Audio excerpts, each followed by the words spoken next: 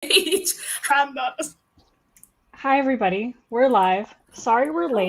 Hello. We were talking hair care and decolonial rage. Yes. What else could it be? As one does.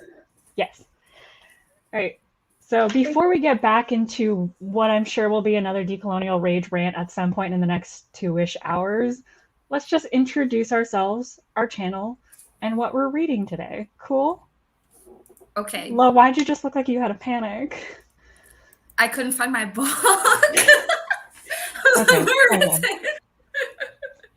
Lo can go last. Okay. So, my name is Jess. My channel's Verity Books. I should hope you know that because you are on my channel right now. And I'm reading our book club book, Open Veins of Latin America. I'm embarrassingly not that far into it. I've been in a reading slump since June. We're trying to get through it. Delphi. Oh, me. Okay. I know how to do a live stream, I swear. Hi, my name is Delphi. My channel is The Oracle of Delphi, even though I haven't uploaded anything in forever, but it's still there. And I am also going to be reading The Open Veins of Latin America. I am a little bit more ahead, like 100 and so pages, but not that much, honestly. So, Hi. I'm Lou. My channel is Lou Reading Things. I just forgot to add it to my name because I'm dumb. But I'll also be reading The Open Veins of Latin America again, but I'm not that far along either. So hope to get a little bit further today. Okay. So basically, if anyone watching hasn't started the book and they're like, "Oh, can't start now. It's too late to like read it in the next couple weeks." No, you'd be on the same page as us. We're doing great. Yes. So. mm-hmm. All right. We're going to do 20, 25 minutes? Yep. Yeah. I think there's one person viewing right now, so if they want to jump in the chat and just let us know one who's watching and what you guys are reading, I would love to know. Otherwise, yeah, we can start the first sprint, especially since we started late. Mm-hmm. I'm sorry about that. I was napping. It's okay. Okay, so we have... Hold on. I remember how to use StreamYard. Someone else is reading the book club book. Thank you for joining. Hey, Rachel! Yeah. Yes. And Reads with Rachel is here. We love you. Hello, you. Yeah. The How whole do you do, fellow kids? Where's my cell phone, actually?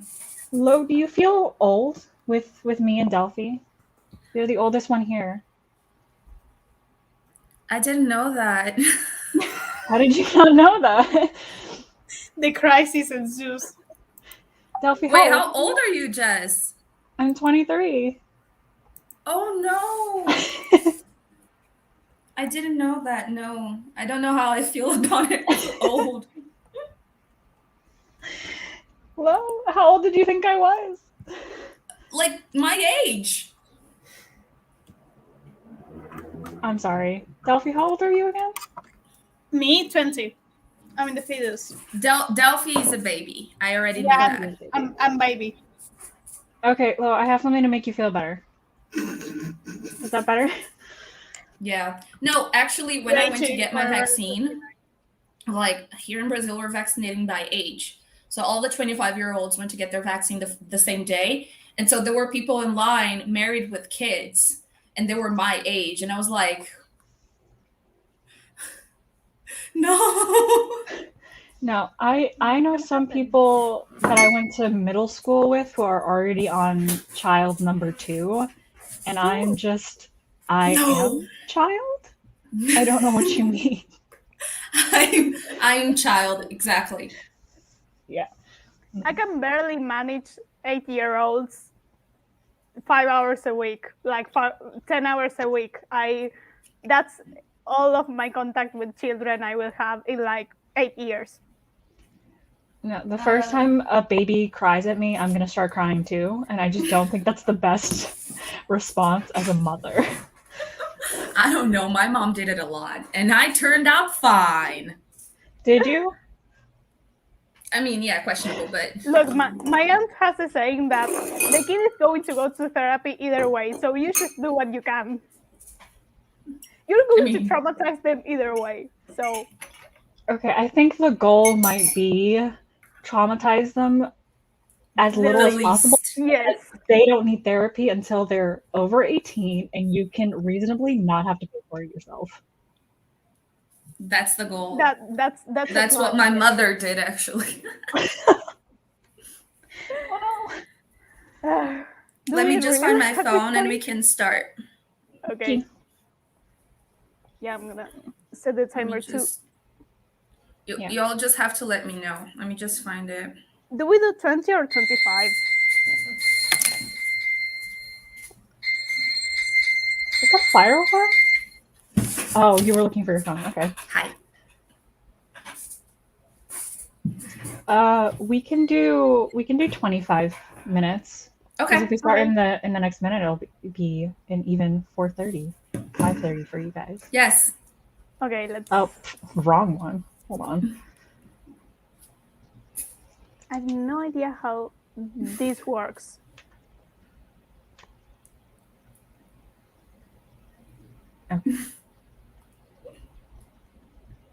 Okay, we're technically a minute off, but I'm just gonna say read until 30. Okay. Wouldn't See you it guys be? in 30. Wouldn't it be No, read. until 40? Because until 30 is 15 minutes. I can math. It's okay. It's okay. Guys, We're all in this together. I was a journalism major for a reason. Yeah, Okay. I went into law. I I'm an literally paid anthropologist. people. I'm anthropology. What does We're all math? fucked. You can't do math, Right. but you can read. Right, Okay. let's go. Hopefully. Okay, let's go. Bye. Bye.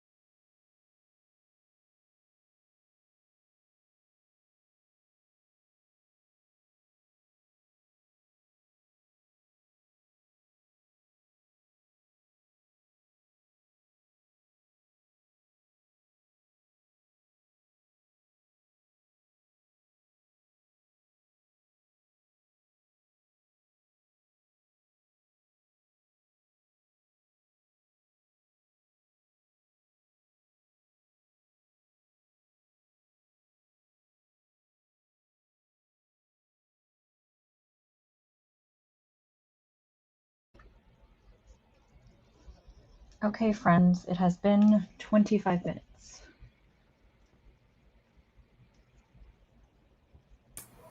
I reached the chapter on Ouro Preto, actually. I'm nearly done Good with luck. it.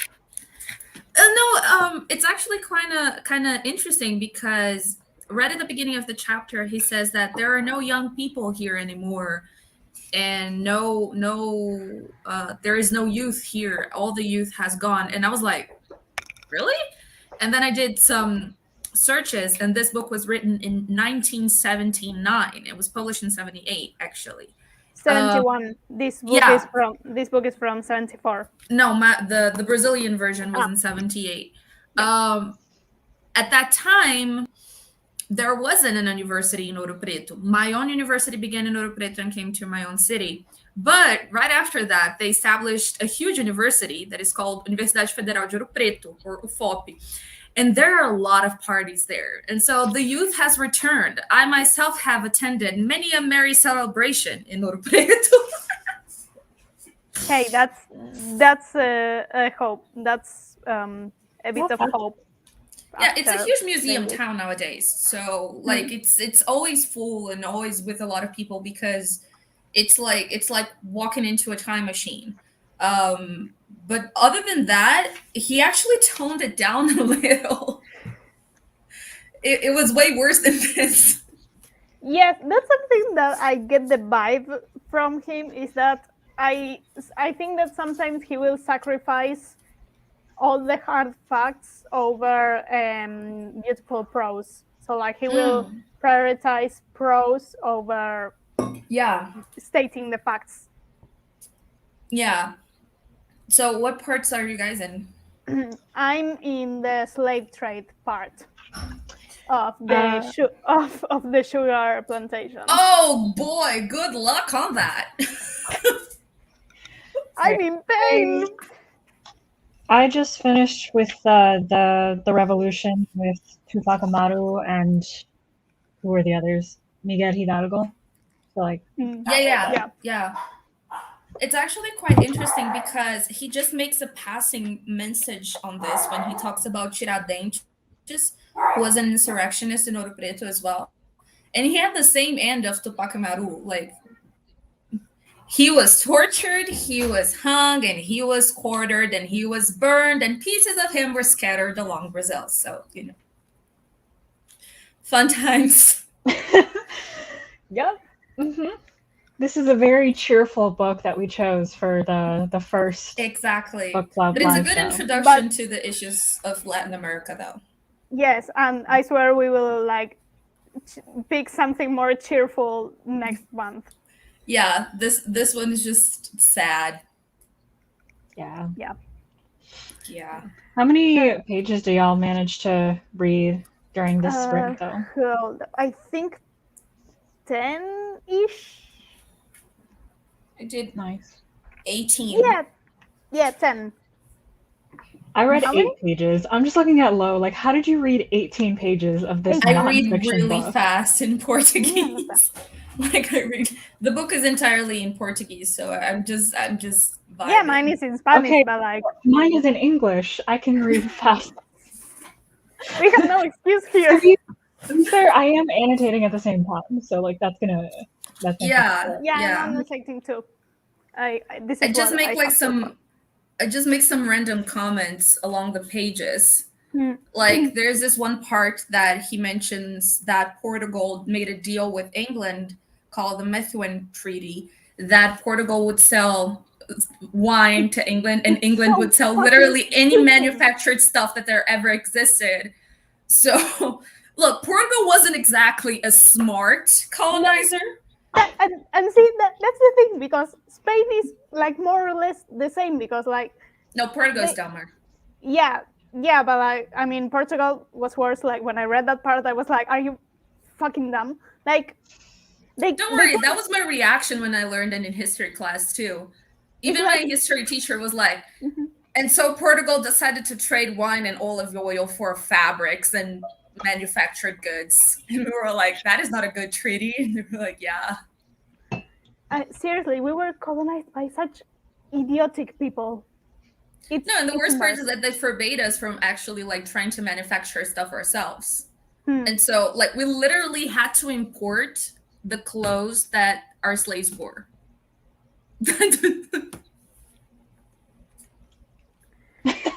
Yeah. Imagine the being look on that Duffy's dumb. face was good.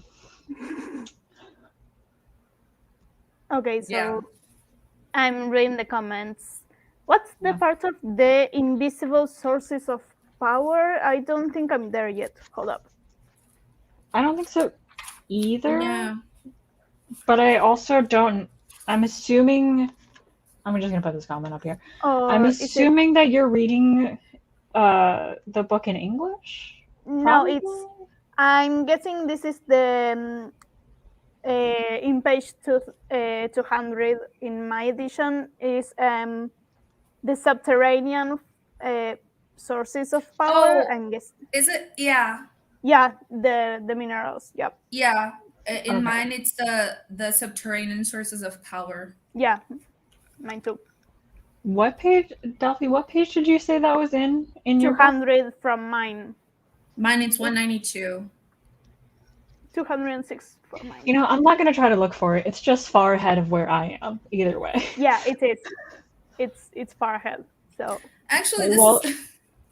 I just made like a lot of criticism on the historical community by on the sage historical clothing community on the sides, because like if you keep talking about creating and recreating historically accurate textiles without ever mentioning that those textiles were only possible because they were highly financed by the gold extracted from Latin America, I just want to say, while we were wearing like cheap ass cotton here, just saying. seriously, it's like that. It's like in Scooby Doo, you take off the mask and it's so like. It's always fucking England. It's all either colonialism or the USA or like both. It's Should I apologize? it's no, but like seriously, every section that I read goes over like every other country, like Cuba, Brazil, Bolivia, Peru, and it's like it introduces the topic, and then by the end of it, it's USA. It's always the US or England's fault. Like They are always there. You can always find them. I hate it here. I feel like I should apologize, but then I'm like first generation American. Like I'm not that deeply tied to this You're country. good. You're But good. then my mom's heritage is definitely from Spain somewhere. So is it still? Should I still apologize? So am I. At least half of it comes from Portugal. Look, I'm like as European as an Argentinian can get. So like, no, it's okay. I literally, you know those DNA ancestry tests that you take? Yeah. I took it to see if it could help me a little with my racial confusion, and it literally came 50% white and 50% the rest of the colonized. And I was like, I feel very uncomfortable.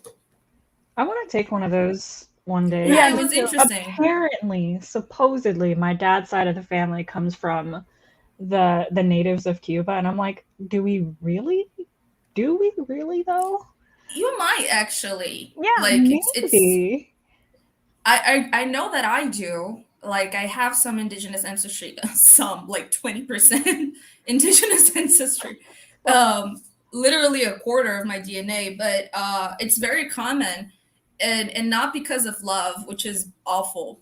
Oh no, of course to not. think of it. No. I mean, it's possible. To be fair, like my mom's side definitely looks European. You can't deny they definitely came from Spain. My dad's side, no, they don't look European at all. It's very possible. But I'm like, y'all really know your own history well enough to tell me that? I don't know. I don't really trust my dad's side of the family's like record keeping. To be honest. Keeping record of your families, like it's of your family tree here, is a little bit difficult. But yeah, but like I was thinking about this today. Argentina basically had like a second colonization. because we sort of like received like millions and millions of Europeans, like Spanish and Italian immigrants at the end of the 19th century. Actually, And that I have a basically question like, about this. Was this a deliberate like whitening politics of Argentina? yeah. Right.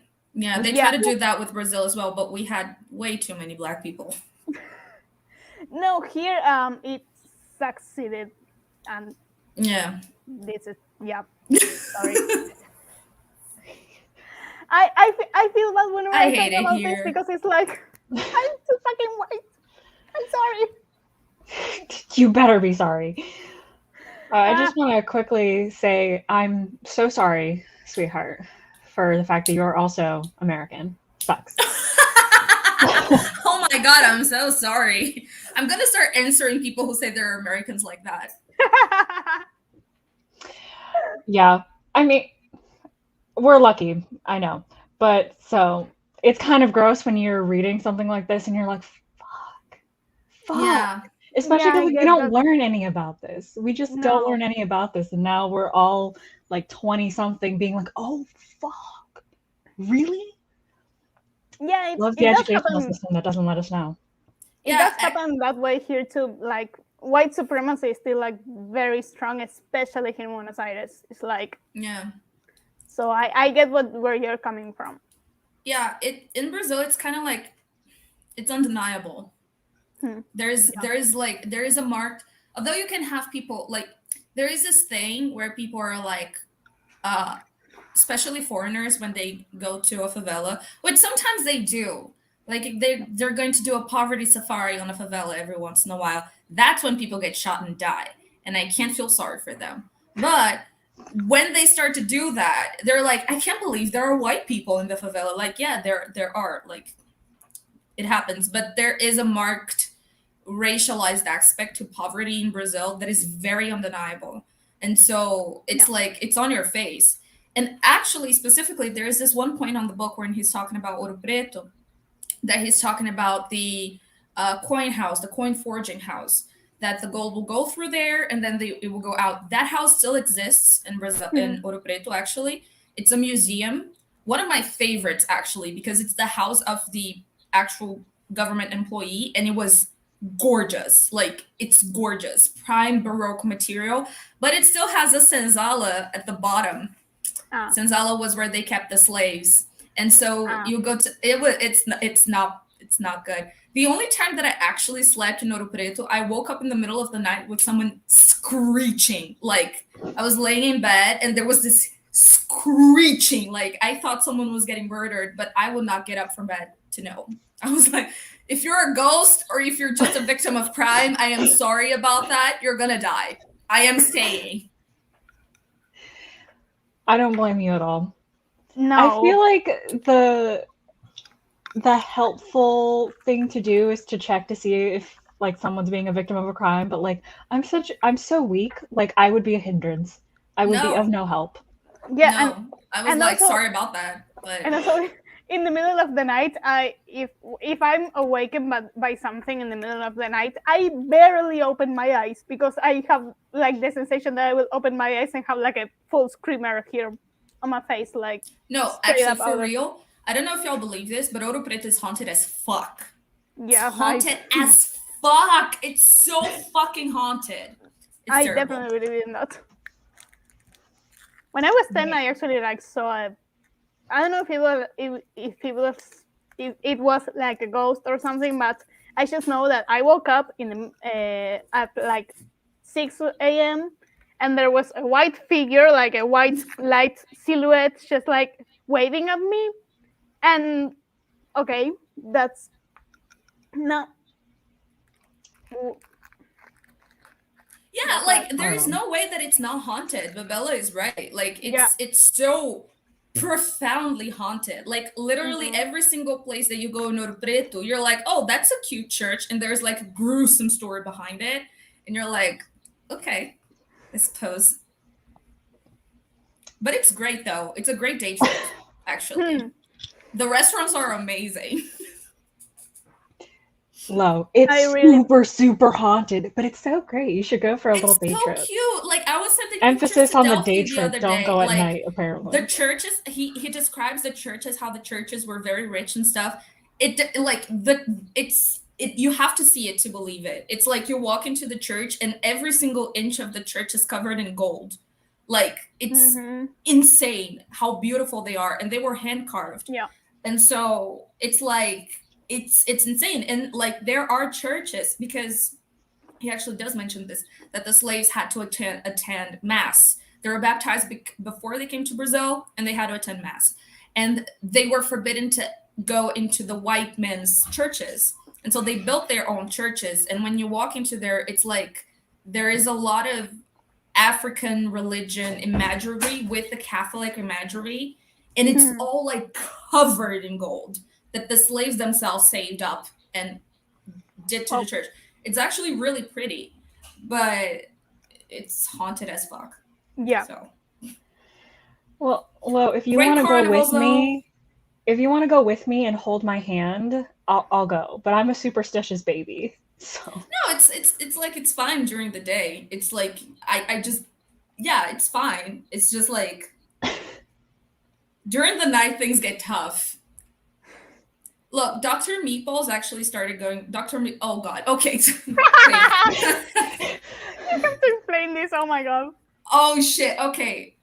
My best friend is Meatballs. a doctor, and she's great. She's amazing. She's the smartest person I've ever known, but she can't cook at all. And so one day I was at work and she asked me how to make meatballs, and it was a fucking disaster. But not only it was a fucking disaster, she made a YouTube video on it with the classical. It's and then everybody calls her Dr. Meatballs. Anyway, my best friend. This was me when you said Dr. Meatballs. I'm sorry. I'm gonna send you the video. The video is great. She's gonna kill me for sending it, but it's really good. She actually started studying in Ouro Preto, and she's not a superstitious person at all. Like she's an atheist. But like after 6 months, she transferred back to Belo Horizonte because she was like, no, it's too haunted. I can't stay there. I'm gonna send you pictures though. The churches are really pretty. Yeah.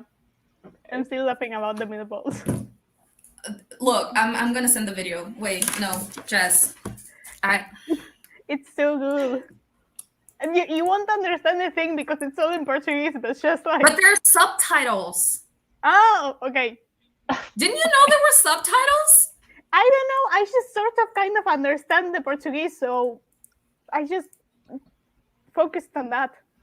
Wait, I just sent you the video. Jess, I'm sorry for what I'm about to put you through. This I is wanna like a this? live reaction. Yes, click it. It's hilarious. This is in minutes. In Wait, the are 50, there subtitles? Yeah. This is in minutes Okay, 50, 40 seconds in case you want to show Sophia later.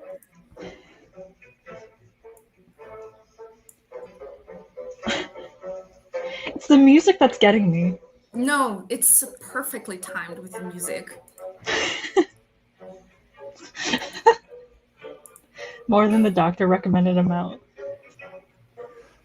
Okay, are you Lo, put the link into this chat. She's going to fucking murder me. I just want everybody to know. Will she know?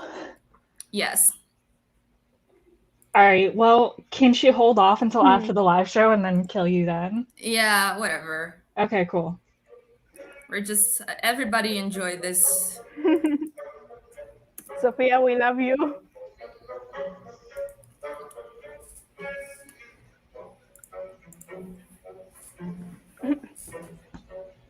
After this, she's gonna be like, "Well, I would help you with medical advice if you hadn't sent the No, video." she's okay. I showed this to my boss actually. But I feel because I'm a participant, I deserve it.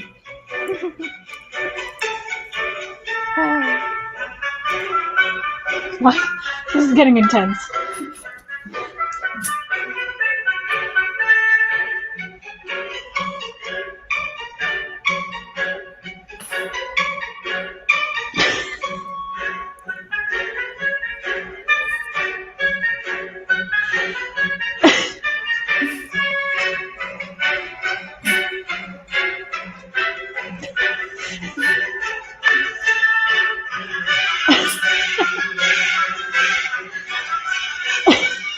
She burned the pan. I don't even think we're there yet.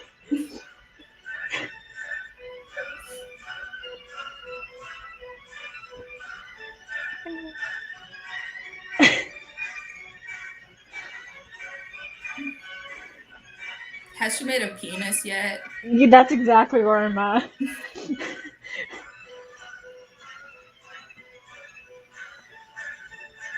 This feels exactly like when I moved away for college and like all of my friends and I had to learn how to cook without our parents doing it for us. And we quickly discovered all of the people who had never cooked even pasta before.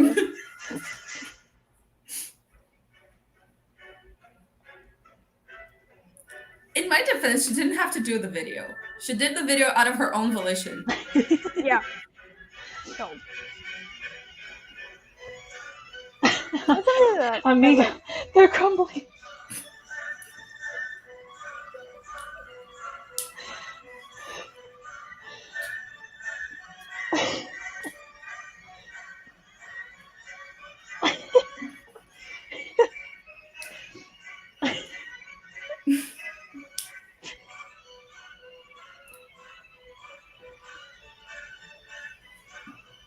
Why do I feel so much anxiety? This music is...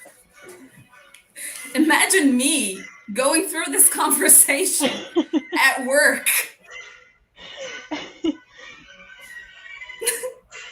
But Bella, she has 8 more stuff.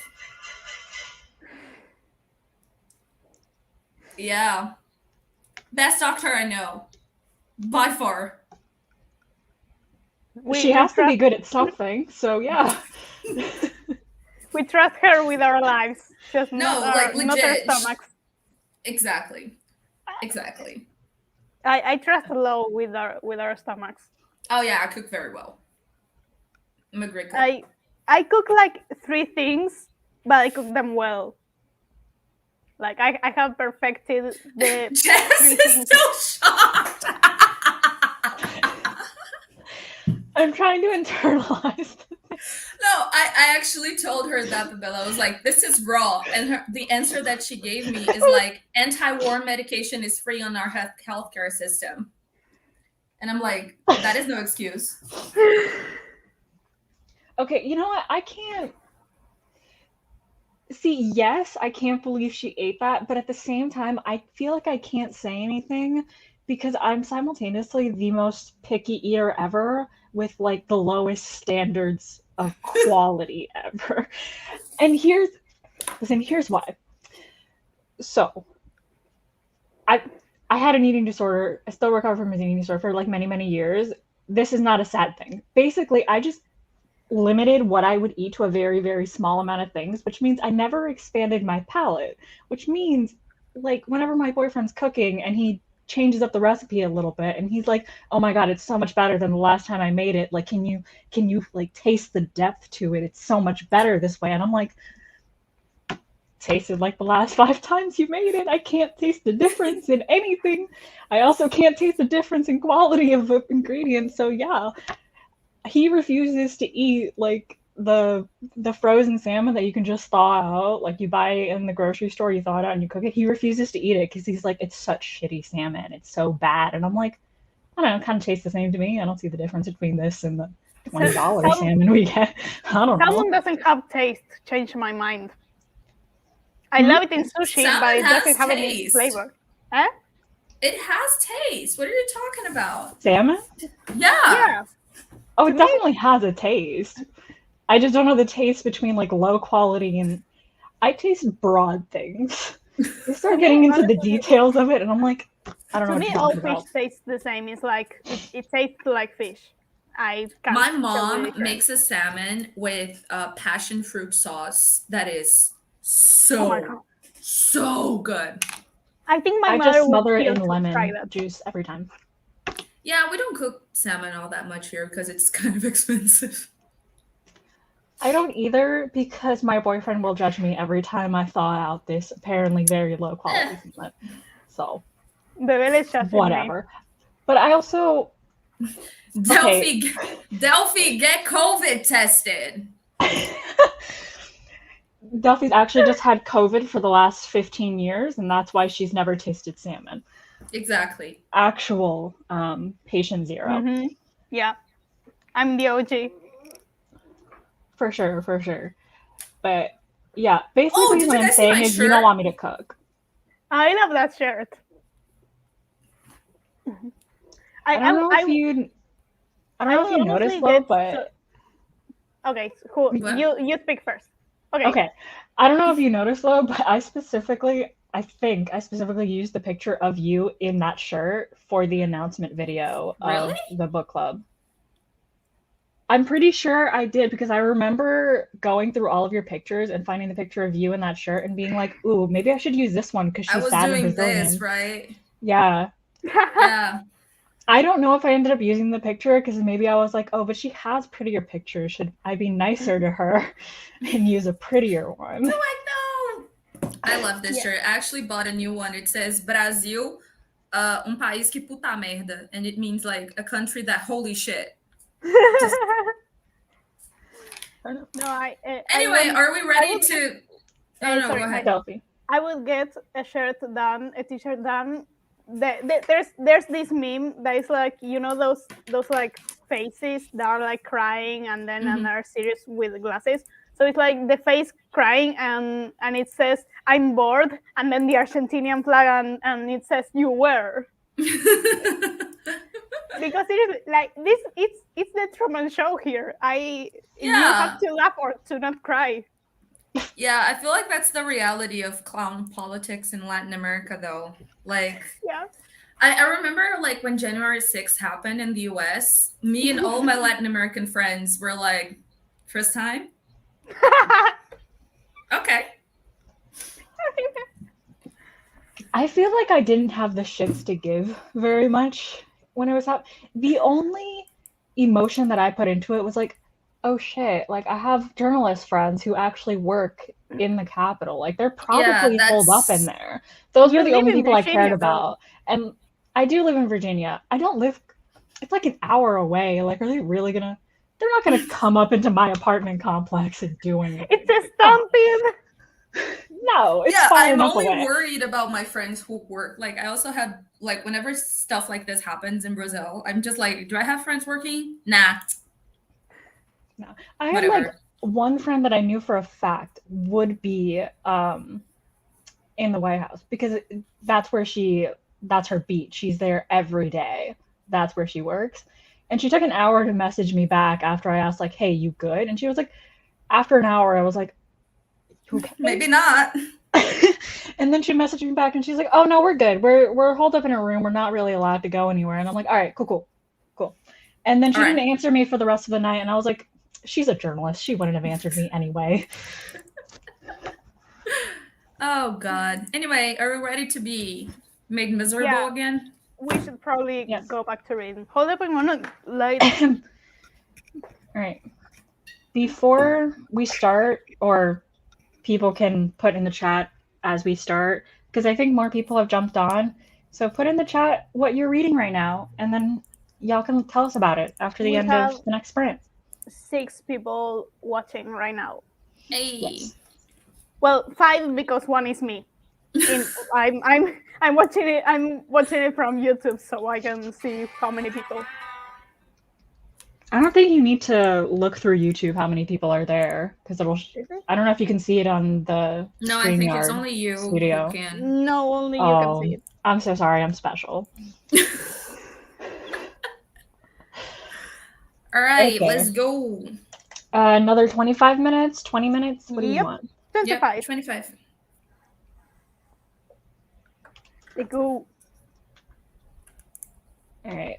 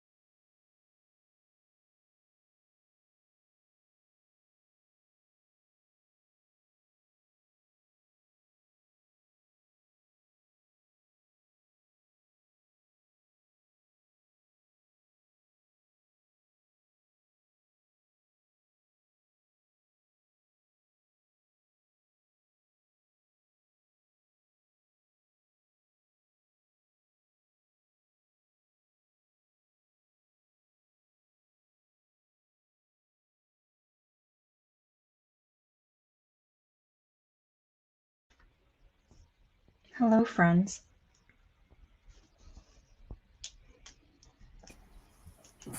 Hello. How is everyone's reading? So Hello. the United States just fucked over Cuba. Ah, yeah.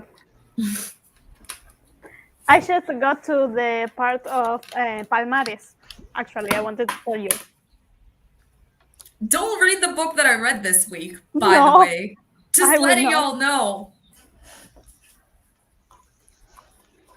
Where are you, Jess? I'm about to start the section about Oro Preto. Ooh. It's Oh, I eerily love the accurate, reaction y'all actually. just gave me. Yeah, it's. Hang on a bit. It's gonna be a ride. But I've it's been very hanging on accurate. since I started this book. So Yeah. When he's talking about the northeast of Brazil, actually, when they produce sugar and stuff, and how there is a lot of hunger and poverty in there, Mm-hmm. accurate. My dad was born there. Not a fun place, but actually, there is this one part that I wanted to mention that he says that nowadays Minas Gerais doesn't produce much anymore. But Minas Gerais actually is going through another cycle of mining exploration with no better regard to lives. And so I think it was 3 years ago. There are a lot of mines around, especially of iron and other like copper things like that. And this mine had a mining dam and it broke. And it was the second mining dam that broke in 3 years and it killed 300 people in 15 seconds. So that's still something that is happening nowadays. But it's interesting to see like how things have changed from since he wrote the book, but have somewhat stayed the same, if it makes any sense. yeah. Yeah. Wild. Mm-hmm. I'm just angry at the fact that like I've been studying history and anthropology for like 2 years now, and like even though it's a very like leftist and still like progressive and decolonial approach to it, every time we learn about capitalism, it is either ignored or incredibly undermined. How literally everything that the global north owns is literally because of slavery. Everything, Yeah. everything is it's awful. I mean it's I feel like it doesn't even make sense for me to say awful because like it's obvious, but like No, yeah, no, it makes sense. And I feel like the truly decolonial effort is precisely to try to make this sort of dependency on the enslaved labor and on colonization known. And yeah. so be always that person who is very uncomfortably um, saying, like, yeah, cool manufacturer industry you have there. Too bad it was built on the gold you stole, you Yeah. bitch. And The amount so the amount of times this week alone I've had to tell Spaniards to bring back the gold is insane. give back my gold. The amount of times that I've yelled at Spanish people to give back the gold is insane. Because okay, here's the thing. I don't think there's any Spanish people in the chat, but if there were, you are not Latinos. You Let's are have this conversation. You are Hispanic. You are not Latinos. That Stop. don't pretend like you're all smart and you're trying to be like, oh well, actually Latinos means that our language comes from Latin, and so Italians and Romanians and Spanish are all Latinos, and it's like, you know perfectly well that that's not what Latino means in today's language. You know perfectly well. You just want to center yourself again and try to colonize our terms again. Yeah, like stop trying to reclaim something that isn't yours. Like the one, like we are finally free of you, and we have all of the mess that you left from. Yeah, I mean politically, like Yeah. directly free from them. And we are left to clean up the mess that you left for like 300 years, and you are still up on our asses. You now want to get and like take back the one thing that's ours, which is our ethnic and cultural identity. So shut the fuck up. It's okay. It's okay. I hate We get the it. Spaniards. I hate We them. get it. Passion. Dude, I don't even know why this is still being a discussion. The first time I learned the distinction between Hispanic and Latino was like in middle school. It was like a decade ago. I'm just like, why are we still talking about this? Like, we don't Otherwise, how would know. Rosalia win the Latin Grammy with Billie Eilish, No. the Zionist? She's a Zionist. I didn't know that. Oh, Okay. she's a Zionist. Oh, Like, it's okay. not even like, it's just, no, she made a full ass Instagram video supporting Israel. Which one are you talking about? Billie Billie Eilish or Eilish. the... Oh, okay. Okay. I'm gonna It was give her bad. the opportunity to grow because she's 19, but she also has a very big Instagram following. So, okay. Can't speak. Ugh. Just quickly wanted to highlight this comment. You can thank Lo for this Yep. this live show's pick because she was the one who was like, this is the best foundation for later. Yeah. I am sorry for the Latin pain I American books. inflicted, but it's also, a Are you necessary sorry? pain. this is going to be very rude, but for the Latin Americans, yes, I am sorry. Yeah. For everyone else, Yeah. I mean, That's what I was specifically thinking because like I'm assuming it's Kali. I don't know how to pronounce your name. I'm sorry. But for them and me, I'm assuming that you're not sorry at all, and that's fair. We deserve this. I mean, look. There's like a division. It's like I love you as a person. You are like I love you. You're my bestie. I love you too. You can talk whatever shit you want. It's okay. I understand. But at the same time, I mean, you have grown in an environment that made you more how do you say, like it made you more like Ignorant, blind, brainwashed. Which one? No. They're all like, true, so you can pick one. I can't translate the word in Spanish. Okay, so you're like more likely, there's the word, more likely to have a very skewed vision of our history, and so like, yeah, I'm not going to hold back from when we are like imparting this type of knowledge because it's so ingrained in our reality that like that like you should know it now. Yeah. And like I am not going to feel sorry about the things that you are learning because it's things that we grow up living. So that's sort of how I'm living this. I wouldn't feel sorry for me either because like any US person who wants to be a better person would want to read this, you know? Like they would want to know about these painful things instead of like, you should feel sorry for me for the things that I now have to learn. Like we should want to learn about it because like, yes, I have an entirely skewed view of history and that really, really sucks to like have grown up as a child and be like, well, this is what the teachers are telling me. This is what the books are telling me. So like, it has to be real. And then having that all like broken and be like, no, everything's a lie. Good luck figuring out how to figure out what the truth is. Because like in the States, like we also occasionally will have a teacher or a book that's like, this is a lie and this is skewed. But then like, how are we going to figure out what the truth is? We don't know we don't know where to go from there, you know? Yeah, I feel that, but I also feel like, and I would like to point out, it's not necessarily that I'm like, here, Jess, see how fucked up your country is. I feel like the fact that you are American in and out of itself, it's also a product of colonialism and imperialism.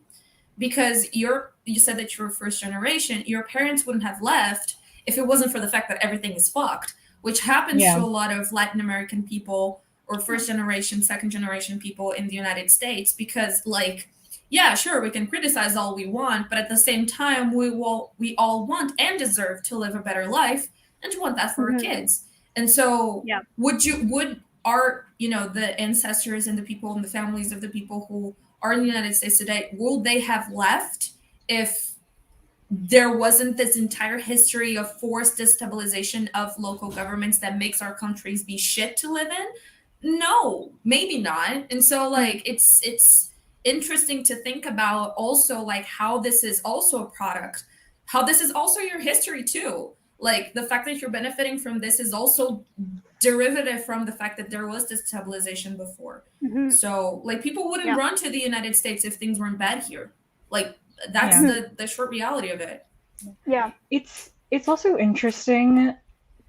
It's like it's interesting to see my parents' reactions to the utter bullshit that the US has caused in other countries, cuz I don't talk politics very often with my parents, cuz like I'm the odd person out in my family with politics, sadly enough. And it's like screaming at a wall sometimes. But on the occasions that I do talk about, like, this is all the shitty stuff that the states have done, like, how do you not care about this? It feels a little bit like my parents they have left Cuba, they have left those things behind, and they have now, like, put up a fog, or like they've put up a wall where like they don't want to see Mhm. the bad things about the states, or like they see the bad things about the states and they just dismiss it. They're like, it's fine, because like they don't want to think about it, Yeah. because like Yeah. they had to leave their Mhm. home and now they're here, and they're like, we just can't, it doesn't compare to what we had to leave behind, and we don't want to think about those things, and we don't want to think about how the states contributed to what we were left with, Yeah. because then there's like, I don't know, I feel like it would cause some internal conflict in them. And I feel like they've gone through enough that it's really not my place to force them into that internal conflict. Yeah, Yeah. definitely. Yeah. Definitely, I 100%. think their reaction is like definitely something to be respected, because some people leave their home countries to like look for a better job, or to have a better income or something, and they go in like a well off way. But other people like truly have to flee their countries, and Yeah. I see that a lot here with Venezuelan immigrants. They are basically like refugees at this point, and yeah, like sometimes you just you don't know in what capacity people left their countries, and so Yeah. it's It's definitely the case here. Brazil receives a lot of Venezuelan immigrants, like a lot. And it's a delicate situation to be in because, of course, it's horrid the fact that they can't afford basic food and stuff. But then they come here, and then you have Bolsonaro who flies over there, and it's like, look what communism is doing to those people. And so it's weird because we in Latin America were always like bargaining chips for people to put their interests forward. And no Yeah. one really is asking us what we want. Like what do you want? What would you do if you could self-determine yourselves? And so it's so complicated. And I feel like I do understand your parents, because if you do leave everything behind for something that you thought for sure was going to be a better life, if you start to question that better life, that's like yeah. a whole 360 that you Yeah, need to do. yeah, I wouldn't push it, because like my dad definitely made a better life here for sure. I was the first one born here. I have older siblings who were born in Cuba. My siblings and I definitely have a better life here. My mom has a better life here too, just because like it's the States. There's a lot of luxuries here that just aren't in Cuba, and she of course enjoys those luxuries. But she and my grandmother were in a relative place of privilege because they were college professors. My mom was an actual mechanical engineer in Cuba. And then she came here and she worked in a factory because like none of her certifications crossed over. And she had two 2-year-old toddler. She had twins. Like, she couldn't just go back to school or anything like that. So I think sometimes, I don't know, that I imagine that she thinks it's worth it because, like, the three of us, like, her kids are all good and we have really good lives and she has her luxuries. But sometimes I wonder, like, does she miss that? Does she miss being a mechanical engineer and all the things that she used to do? I think that they're always going to miss their own country. Like, I know that when I leave Argentina, I'm going to miss it like crazy. But yeah, it's everything that we just said. I mean, it's there is a Brazilian author that he had to emigrate for a while because of the dictatorship, and he's one of my favorite authors. And there is this one short story that he wrote at the end. Brazil misses me and hurts me like an amputated limb, and yet I can't sever this tie. It's so tight it feels like a noose. And I feel like that is sort of the feeling. Like, I don't know, I haven't emigrated. I'm still here, unfortunately. Yeah. Still stuck. Once again, reminding everyone I'm available for visa marriages, 90-day fiance style. Okay, I'm a great cook, but yeah, I feel like it's difficult to leave, and I feel like maybe this is why people are so overly attached to their heritage, like cultural heritage in the United States. This is a topic that fascinates me, like in a weird sort of way, because people are really attached to their heritages in the United States. Meanwhile, if you live like about a month in Brazil and you have a relatively good Portuguese, you're already Brazilian. No one really cares all that much. Yeah. And so it's interesting to see this in the United States. I think it's probably something that I would only understand if I lived there, but Yep. I have no idea. Let me just say hi to my best friend who's like in the chat saying hi to me. Hola, hello. Yeah, I hope everyone who like joined this live stream to talk about books and what you're reading are enjoying this, like, I don't know, practice run or like less cohesive general version of what actually is going to happen. This is really a preparation for whatever is going to happen in the live show. So, like, we're still on brand. Yeah, but like, what's everyone reading in the chat? Let me know. I know Mirella said Symphony in White by Adriana Algo. Brazilian book. Lo, have you read it? No. I think Babella mentioned this to me before. I should probably read it. Yeah, I think she mentioned it at some point in the group. Yeah. If he, I don't remember if he actually talks about the military dictatorships. If he do, I'm going to cry. The thing is, this book was written in 1971, before 1976, which is... Oh, there is something that he wrote after. Oh, so I don't have that because this is an edition of 1974. I seriously, every time I read this book... he does talk about the military dictatorship in Brazil.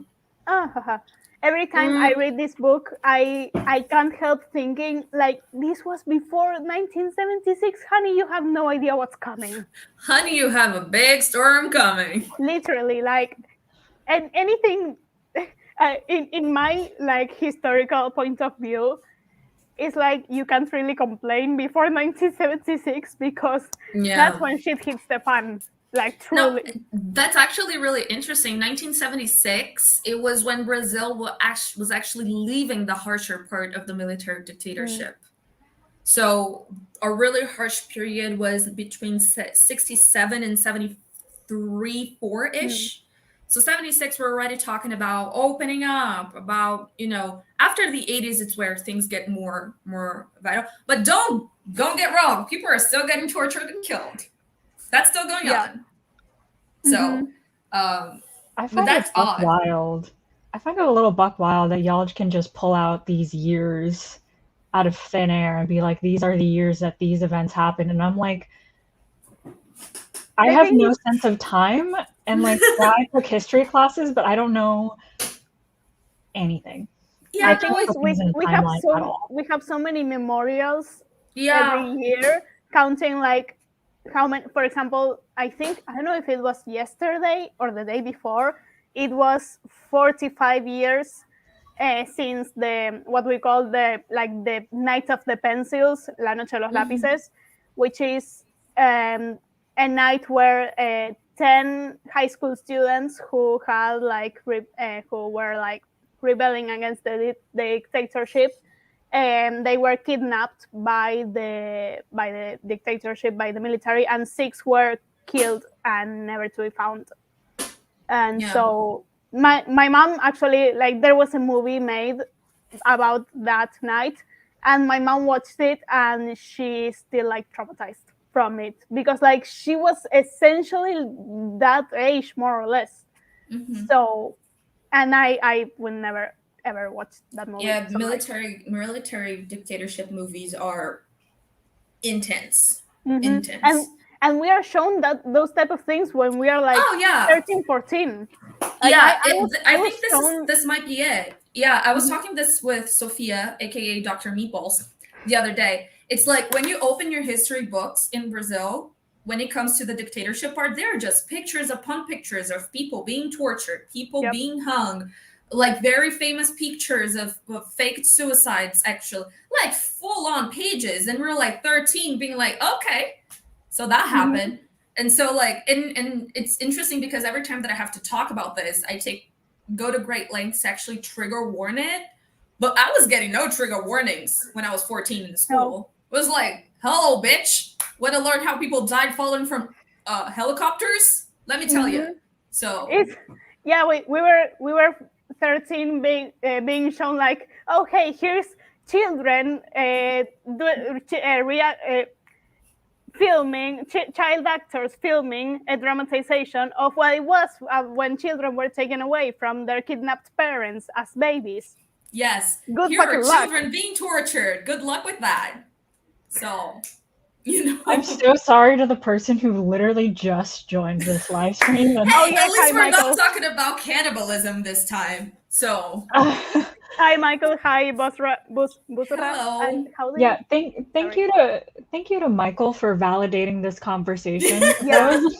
Like, are y'all enjoying listening to this? I will say, again, no memory of what history I learned, but I remember it being a lot more sanitized. Yeah. And like sugar coated in like middle school and high school. I took like maybe 2 history classes in college. I didn't have to take more than that were like more serious, but like still fairly sanitized. So like yeah, no, here they took us to Ouro Preto, took us to the Senzala, say, you know, this is how they punished the slaves. Yeah. You know, you see that trunk of wood that is still there, so you see that they're stained, that's blood. Good luck with that. I think that having a sanitized history is also like a big part of the global north privilege. Yeah. Here we can't really afford to have that sanitized. And I also I'm sure that if you ask a Black American the same like an African American, their view of their own history will be like completely different. So like I feel like every minority has like their own view of history, but like here it's like our whole like continent doesn't have really the privilege of ignoring those type of things. Yeah, because we live that history too. So like you go to the beach, like there is this one beach in Brazil, very famous, wild parties happening there, Porto Seguro. Like when you graduate high school, you go to Porto. That's your transition into getting blackout drunk. I did not do that because I was very depressed, but my friends did it. And so it's very stuff. But Porto Seguro was the first place that the Portuguese arrived. That's why it's called Porto Seguro, so safe harbor. And there are still like trunks. Or if you go into old houses and you go to the basement, there are still places where chains were hanging from. And so it's not possible for you to just live in Brazil and be like, okay, why do you have a house that is old and there are chains in there? Yeah, because slavery was abolished in 1888. Good luck with that. So, that's why. So I feel like there is a lot that we don't know. And I feel like forgetfulness is actually a huge part of Latin American living and experience. That's why I'm so like we need to read 100 Years of Solitude. But I feel like deliberately forgetting things is such a huge part because there is a lot that we simply don't know because it was lost, it was not kept records of and stuff. I was actually talking to the girls the other day that Brazil, for a large chunk of Brazilian history, we barely even spoke Portuguese. We spoke a language that was called the general language that was derived from ancient Tupi, which was a body of languages that was coming in the south of Brazil, who was indigenous languages. And this is why you have so many places with indigenous names to this day, so many indigenous words, because we weren't even talking Portuguese. Obrigada. So my mom just gave me wine. What a mood change. Can I just point out that Lo has mentioned like 2 locations over the course of this live stream and has followed up both of them by saying like great parties, super sad. That is the Brazilian existence, I feel. You know, you go to Rio de Janeiro, like heavy vibes, but great beaches though. Love to go. No. The beaches are beautiful, but yeah, I feel like, but like on a more serious tone, I feel like, especially in Brazil, I don't know if Argentina is the same, but in Brazil, there's a huge like cognitive dissonance of extreme beauty and extreme horror at the same time. And so we continuously live with the two of them. I remember like one of the first times that I went to Rio, my friend, who was very rich, like very rich, her family had an apartment in Ipanema. And so it was apartment facing the sea. It was something completely wild. And we went to the terrace on top of the apartment for her birthday. And I was looking at the beach and I was hearing like fireworks behind me. And behind me there was a favela. And I was like, why? Usually here in Brazil, when they left out fireworks, it's because there is a drug shipment arriving. And so we kind of know that. And I was like, there are drugs arriving the favela. And my friend was like, no, that's a gunshot. That's a gunfight. And so I was looking in front to Ipanema, to the Guanabara Bay, like incredibly beautiful, like the full moon, everything beautiful. And behind me, there was like a gunfight going on. And so either you ignore this or you're just like, what am I supposed to do? You know? Yeah. I feel like this is very, very much a huge part of Brazilian existence because it's the most beautiful of places that will have the most horrid of history. I don't think I can find a single place in Brazil where it's like, it's just fun, just great. Yeah. I can't remember. But the parties are great. We have a lot of fun. Carnival is amazing. I need to go to Brazil to Carnival. No, legit. The place like where they used to whip the slaves, because in Brazil, whipping was like a thing. It was like a huge event. And so there was this place where they would whip the slaves in Brazil. Every single place would be called Pelourinho. And there would be this huge like trunk, and it was a thing. The most famous Pelourinho is in Salvador, Bahia. That's where you receive the most slaves. That's where you had the most slaves, the most amount. To this day is the blackest population in Brazil. That's where Carnival happens. So you're going to Carnival and you're dancing and you're drinking and you're having fun on the place where they whip the slaves. No one thinks anything about that.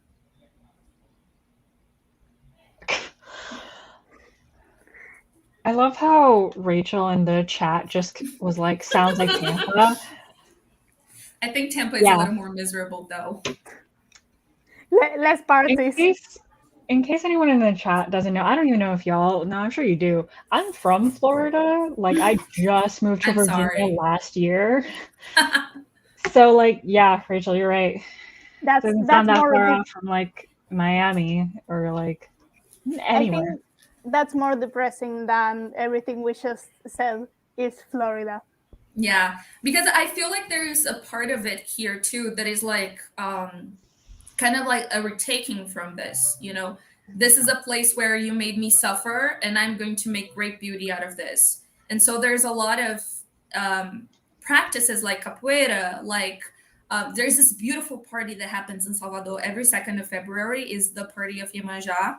Iemanjá is an Orisha of the seas. And every 2nd of February, people will go and like the sea is littered with roses that people throw as thanks to Iemanjá. And it's like, this is actually Salvador is nicknamed the Black Rome because, you know, of how important it was, and it still is. And so I feel like there is something kind of beautiful of being like, okay, you make me suffer in this place, I am going to make beautiful things out of it. I'm going to make things that are completely beautiful. And I feel like this dissonance is also a part. Look, I'm not going to go into too much into this because we're going to end up talking about cultural cannibalism, and I'm not going to talk about this in this live. I've had it. You had a very lovely sentiment, and you ended it consciously with the words cultural cannibalism. This is a thing. I keep saying this, and people. I said this on my I'm not thesis. saying it's not a thing. I'm saying you consciously wanted to avoid it, and you decided to end what was beautiful thing with the word. Let me clarify. Let me address the controversy. I would like to address the controversy. Basically, you sound like there's an influencer about to apologize for whatever shit you did. Look, there is this very interesting tidbit of history in Brazil that was right before the whole sugarcane thing that we're talking about in the book. The Portuguese tried to colonize and enslave the indigenous people, but they knew the land too well, and so they would escape. Yes, but I'm going to explain it. Okay, pay attention. So they would do this. They knew the land too well, and so they escaped it, and they couldn't find them again. And so Portugal sent over a bishop to try to make everything more moral, because shit was going wild here already. It was like, people were getting a lot of fun here already, like the colonizers. And so the bishop was sent over. He failed. He actually got into an argument with the governor. The governor sent him off to Portugal, and he went, but the ship wrecked. So he fell on the coast, and he was captured by a group of indigenous people called the Caeté, which incidentally are the ones I descend from, according to my DNA test. And the Caeté had a practice of cannibalism. They would be like, this enemy, I have to consume this enemy in order to become stronger than him and to surpass him. And so they ate the bishop. And that was an excuse for the complete genocide of the Caeté. So over 60,000 Caeté died because of that incident. But in the 1920s, there was this movement in Brazil called the modernist movement. And there was this author called Oswald de Andrade who said that Brazil was born on that moment because Brazilian culture is inherently cannibalistic. We take what is imposed and we consume it so we can be better. And so when they imposed their music, when they imposed their clothes, everything they have imposed on us culturally and economically, we take that, we consume it, we transform it, and we make it into something that is inherently Brazilian. And that's where the cultural identity of Brazil comes from this sort of cultural cannibalism. And so I feel like this is such an integral part. I say this to Brazilians, and Brazilians are like, yeah, that makes sense. But then everyone is like, are you talking about cannibalism? But one thing that they rose in my thesis was that the colonial violence is not frowned upon, but the cannibalism is. And I feel like by rising the cannibalism as something, no, this is normal. What you guys were doing, like literally genociding and wiping out 60,000 people, that's not normal. I would rather just like people ate one guy than killed 60,000 people, including women and children. So, I feel like that's an interesting point of decolonial thought. That's why I talk about cannibalism so much. And people are like, why are you so obsessed with this? This is a huge point. I'm just saying. I just want to mention the fact that my best friend is texting me on the side, and she was like at 7:06, she was like, I want to hear Lo talk about cultural cannibalism. And I was like, give her 2 minutes, she will get to talk. She will get to it. I'm going to shut up now. I'm sorry. Literally 2 minutes later, like at 08, you got to talking about cultural cannibalism. I am going to shut up now. But read the Anthropophagic Manifesto. It's really short and it's really good. Mm-hmm. Yep. I feel like I've said this before, but I would take an entire course taught by you. But at the same time, I do not feel smart enough. No. Look, you talk to me and I'm like, wow, I have one brain cell. No, what's all like I know is what you have cannibalism? just told me. The other day, I ordered lunch, and we have this traditional dish made in Brazil. It's made in Minas Gerais specifically, called feijão tropeiro. It's basically rice with manioc flour and eggs and fried bacon and jerky beef and sausages. It's really good, by the way. It's amazing. But I ordered some because I wanted it, and it came on a Chinese food takeout box, like, and it was a box called like Minero in box, and I was like, this is cultural cannibalism. You know, you take this thing, which is this cultural imposition of the U.S., the takeout box and stuff, and you turn it into something cool. You know, and I ate it with chopsticks because fuck it. You know, Valid. that's it. That's being Brazilian. Professor Lowe, yes, indeed.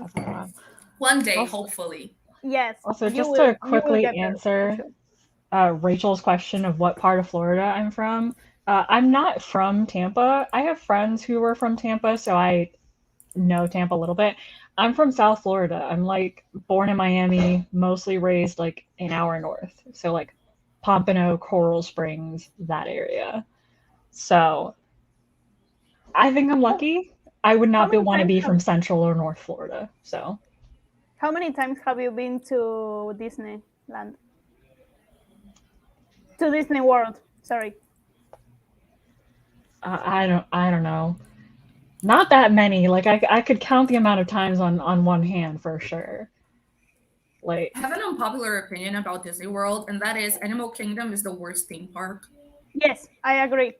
I agree very much so. Yes, I went to Animal Kingdom, and the most fun part was the fact that I was eating a turkey leg and a huge fucking, I don't know how to say it in English, but cigüeña. How do you? Seagull? No, like a big fucking bird, just like stared at my soul until I gave it a turkey leg. I'm going to Also, what's actually. with the food sizes in the US? Let's discuss that. It's We like, ate one whole turkey leg between my mother, my sister, and I. leftovers? I don't know what to tell you about that one. I eat like really small portions Pork. naturally, so like I just get leftovers. And then I never finish the leftovers, but that's really a personal flaw. So I just ordered like the kids meal, and then I would have to argue with waitresses because they were like, "You're not a kid," and I was like, "I don't give a shit. I want the kids meal. Just give me it." Like, see, the kids meal is fine, but like they have like the same three things. yeah. Regardless of whatever restaurant you go to and whatever cuisine like the restaurant is, the kids menu is like chicken nuggets, mac and cheese, token thing that actually is a part of the main menu Oh my God. and not usually. So like I want variety. Yeah, I get that. Well, after 1 week in the US, I was like, please give me some rice and beans. I can't take this anymore. Like, and then they took us to a Cuban restaurant, and I was very happy.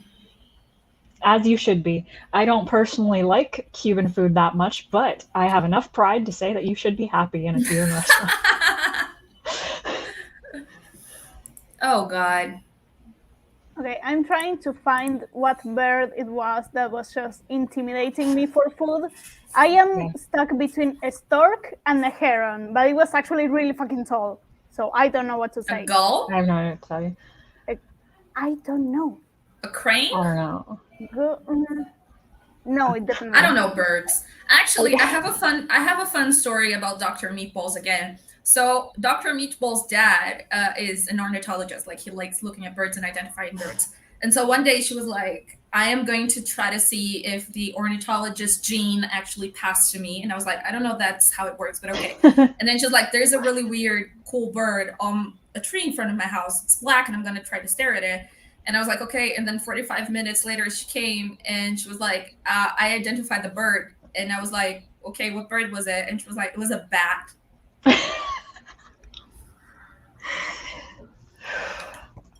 You know what? As you've said, your friend is a really good doctor. Exactly. Wow. Yeah, I don't know birds. Like the most exciting thing I can tell you is that one time there was a legitimate vulture just walking down the street in my neighborhood. I don't know what kind of omen that was. We saw it outside of the window and we decided that we didn't want to look into it further. A smart choice. Yeah. It was a very suburban neighborhood. Like there should have been no reason for a vulture anywhere near us, really, but there was one. So take from that what you will. But yeah, I haven't been to Disney that much because it's like really hot and it's like not that fun. It okay, it's a lot of fun, but it's really hot and I'm like Yeah. I don't like walking. And the last two times that I've gone to Disney, it was one because like my friends and I had finally we were all finally 21, so we were gonna go to Epcot to like do some drinking, obviously. And then the other time was because my friends got me in for free, so like I didn't have to pay for it. And I'm like, yeah, I might as well go to Disney. Which like if you live in Orlando around there, like you're gonna get into Disney free somehow, some way, at some point. So That's the dream. that's when That's it becomes cool. worth it. Yeah. I want to go to Disney so bad. Like my entire family wants to go to Disney. Like we're just saving money and constantly talking like, when can we go to Disney again? Yeah, I'm like, It's I'm a cool the first socialist. couple times. Like, I'm a I've been socialist only as a once, so commie. like, Yeah, me too. But I'm always like, I should probably go back to Disney World at some point. yeah. I feel like I don't remember Universal that much, but I feel like I remember having more fun at Universal. Universal is it's like the rides are better, I feel. Yeah, Yeah, I I think think it's so. more interesting. It's more appealing to older people, like Yeah. older, Yeah. like teens. Delphi was gonna upwards. go. Oh no, it's. I think they. No, it was a Marvel section. I feel. Huh? No, they had like. But it was Marvel. It wasn't DC. They had like a whole section to superheroes,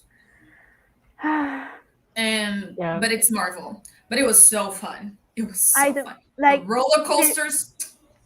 Seriously, if at some point I get like a DC, a DC park, a DC theme park, you will lose me. I will never leave that fucking place.